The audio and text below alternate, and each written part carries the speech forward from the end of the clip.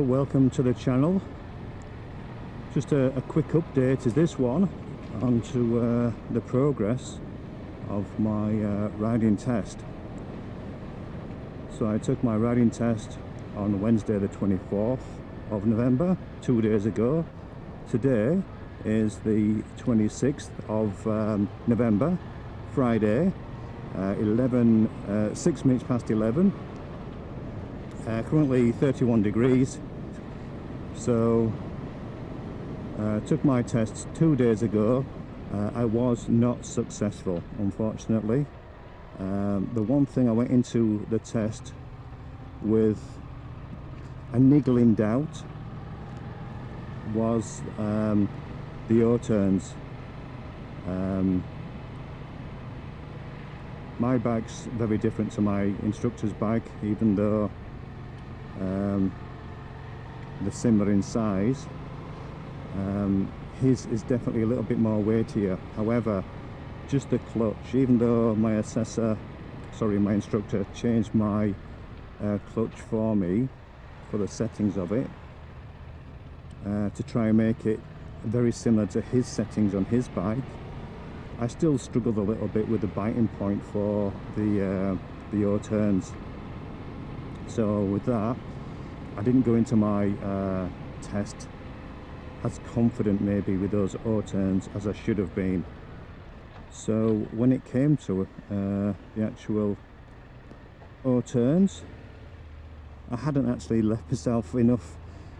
Well, I'd parked my bike for the O-turns at the time, not realising I was doing the O-turns. I had a car on the other side of the road on the verge parked up. That was a distraction. So anyone who has any knowledge of motorcycle riding will know about target fixation. No, I did not hit the car. I just had half an eye on that car all the time as I'm doing my O-turns, which resulted in, unfortunately, not getting that biting point right and the speed and the clutch control quite correct. I ended up having my foot down 3 times, which is not good. So the O-turns were a bit of a nightmare. And the only other focus, really, the only other issue I had, and on the result sheet as well, was indications. I had a couple of indication errors. Nothing major, just either too long in the indication, and one actually incident where, I'm saying incident, one occasion where I'd failed to indicate at some traffic lights, and one time I hadn't turned my indication off, which is really annoying because I'm really red hot on that. That's just one of those nerves thing, when you get slight nerves and yeah, you have a distraction or you just lose concentration a little bit, and that was that. So I'm not gutted, I'm not overly annoyed, it's just one of those things. So it's fixable, it just needs a bit of polish, as the assessor said, and I should be good to go. I have booked my riding test for next month, December. It's later in the month, roughly a month's time, but I am considering actually bringing it forward if I can. So I'll be looking for some cancellations and try and get in a bit earlier, maybe in a fortnight's time. What is frustrating in a way is it's how you perform on that particular day for your riding skills, as simple as that. And then it's a pass or it's a fail. What's frustrating is that I am, 655, 660, I'm 6cc out, as in this bike is 655cc, and for Lambs approved here it's 660cc and under. So technically 661cc would be R class, and then I'd be good to go with it.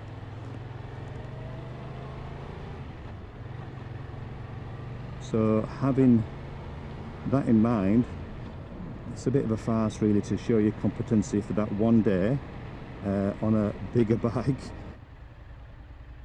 If they made a 661cc bike and I passed my test in R-Class, I could ride that, which is just 6cc different to this Yamaha, if that makes any sense. It's currently 32 degrees as well, so quite hot. On the day of my test it was 29 degrees, that actually felt really quite comfortable. I know people in Europe might think that's exceedingly hot really for taking a riding test on, but in Perth here in Western Australia it can get considerably hotter than that, up to 42 degrees say. And I'm talking Perth, it can get even hotter in Western Australia, up to 45, 46 degrees, so exceedingly hot. So as for 29 degrees on the bike, I felt really comfortable, so no complaints there. I didn't feel overly hot. My quick stop was, I think the words were exceedingly good.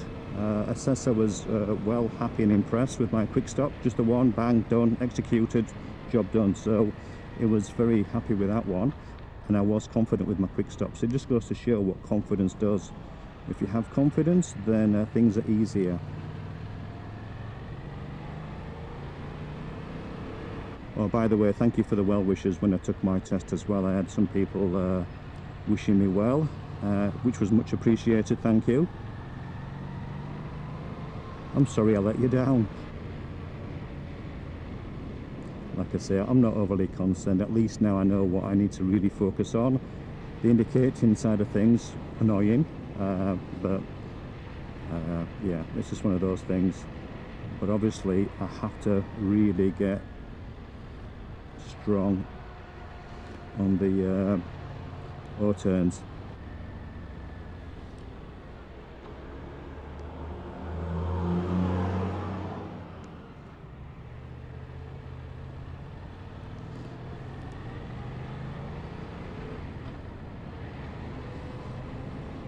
Now a friend of mine did suggest that why wouldn't I get my bike, this Yamaha MT-07, de-restricted.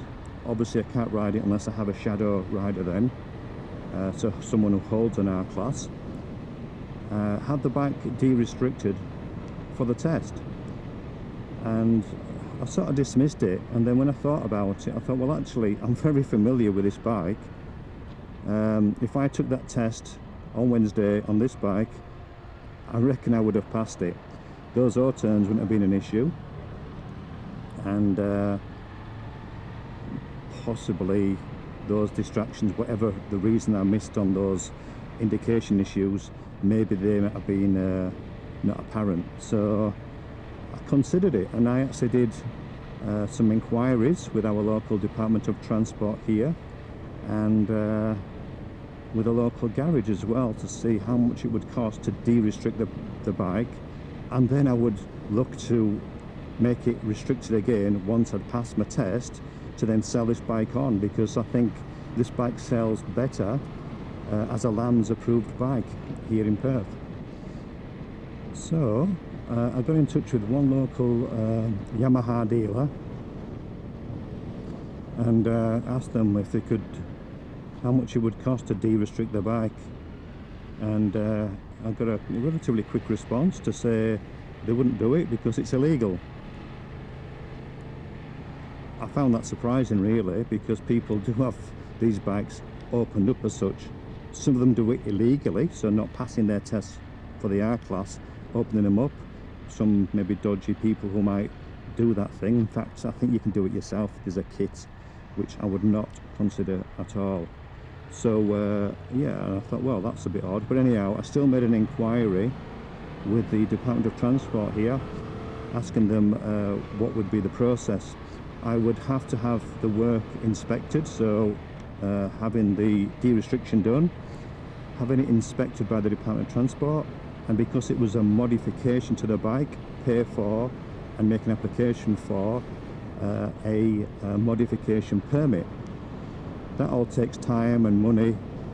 I reckon it cost about $1,000, maybe even $2,000 all in, which means doing the whole thing and then having it put back to being a restricted bike again, so it's not worth it. So I'm back to plan A, taking the test on the instructor's bike, and it's that, you know, it's that I could do with maybe another couple of hours or so just to intensively just have time doing those O-turns, so like a whole lesson pretty much doing O-turns until I had them absolutely nailed down.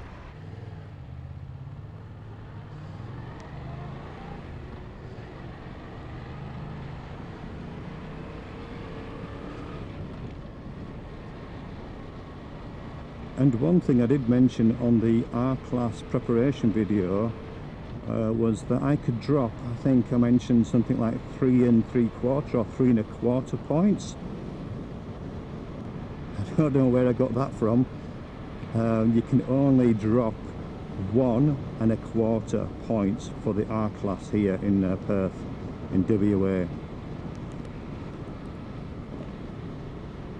So I went into that test as well thinking, well, I can afford a couple of points here and there, you know, just thinking I had about 3 points to play with.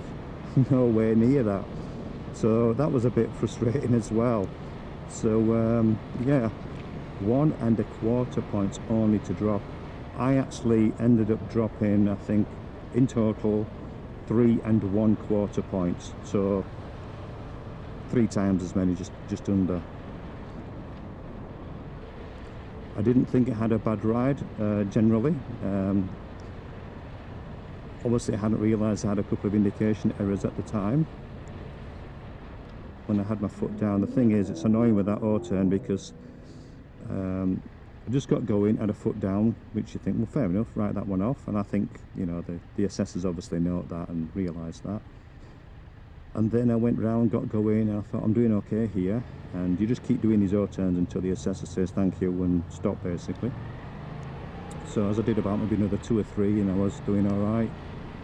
I did another one, and again, just didn't have my clutch and my speed quite right as I turned and started doing the O-turn.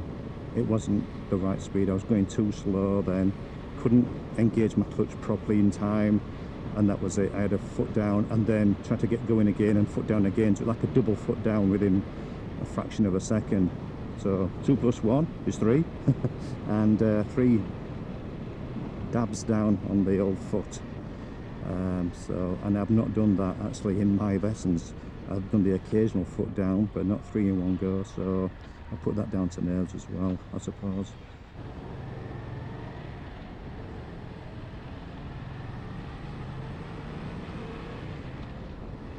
I didn't actually feel particularly nervous going into the test. I felt pretty relaxed.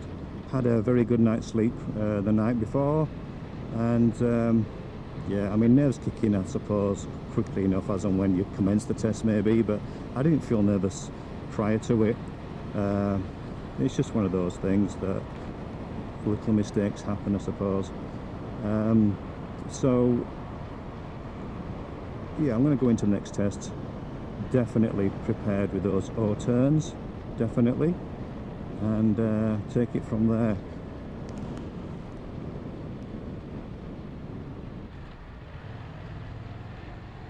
So do let me know if you've enjoyed these videos about me trying to pass my test for the R-Class, and I suppose it gives you a bit of a fly on the wall sort of idea of what it's like as well, I suppose. So for anyone commencing or considering doing their R-Class here in WA, I hope these videos have been of some use. I will still post more, obviously, because I have yet to pass. So I'll put some other updates as and when I do some more preparation work, probably about the O-turns. Okay, so thank you very much for watching. Thank you for watching this update. It just wasn't to be on Wednesday. Que sera. But I'm determined test number 2 will be the final one, and then I can commence looking at motorcycles to purchase. Alright, thank you very much for watching. If you haven't subscribed yet, please do. It will really help the channel, and have a good day. Bye for now.